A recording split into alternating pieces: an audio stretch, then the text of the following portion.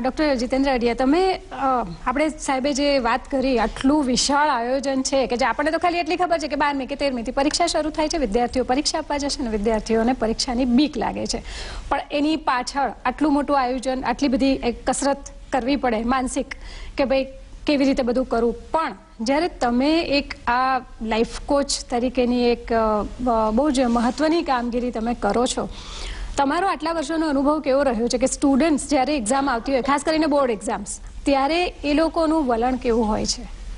Basically તો એવું છે કે આખું વર્ષ જલસા કર્યા હોય અને છેલ્લા 2-3 મહિના વાંચવાની જે આપણે ટેન્ડન્સ છે, જે હું નાનો હતો ત્યારે કદાચ એમ જ કરતો હતો, એને કારણે પરીક્ષાનો ડર લાગે છે અને પરીક્ષામાં પછી આપણે પરફોર્મ નથી કરી શકતા.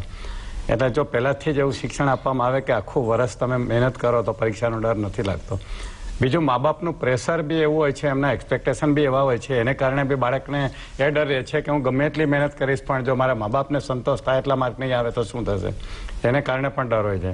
એટલે ખાસ તો પેરેન્ટ્સને કહેવાની જરૂર છે કે તમે બાળક ઉપર કોઈ પરફોર્મન્સનું પેલું પ્રેશર નહીં લાવો, એને કારણે હાવ ઓછો થઈ જશે કે બેટા જે બી તું લાવું મંજૂર છે, તું તારી રીતે મહેનત કર અને પછી જે બી થશે હું સ્વીકારી લઈશ. પણ હમણાં જ વરસાણી સાહેબ કહેતા હતા, એક કોઈ કાઉન્સેલિંગ માટે આવ્યા હતા, તેના પપ્પા કે 90% ઓછા મારા છોકરાને આવશે તો હું નહીં ચલાવી લઉં. એમ નહીં ચલાવી એટલે શું કરતો તો બિચારાને કેટલો બધો ડર હોય. હમણાં જ મને એટલે એવું લાગે છે તમને કે હવે ટાર્ગેટ્સ મૂકવાથી છોકરાનું રિઝલ્ટ કદાચ વધારે જે આવતું હોય એના કરતાં થોડું ઓછું થાય. હા, હાવને કારણે ઓછું થાય છે ખરેખર ટેન્શનમાં એક્ઝામ આપવા જાય તો. એટલે એ ટેન્શન ન નાખવું જોઈએ જેથી કરીને બાળકને ડર ના લાગે. એટલે 2-3 વસ્તુ છે. અને બીજું જે અમે માઇન્ડ પાવરમાં શીખવીએ છીએ કે ઓટો સજેશન આપવાના, થોડું વિઝ્યુલાઇઝેશન કરવાનું, કે એને જે માર્કશીટ ડમી માર્કશીટ તૈયાર કરીને આંખ બંધ કરીને આંખના પડદા ઉપર જોવાની કે આટલું જ રિઝલ્ટ આવેલું છે, પછી પોતાની જાતને ઓટો સજેશન આપવાના, એ બધા કરવાથી પણ ફરક પડે છે આ બધામાં.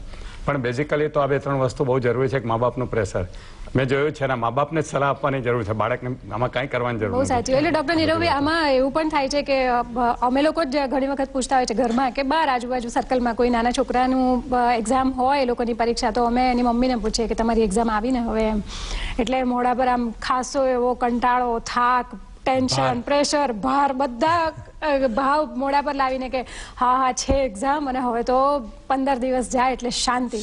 તમારું શું કહેવું છે? એટલે સામાન્ય રીતે એવું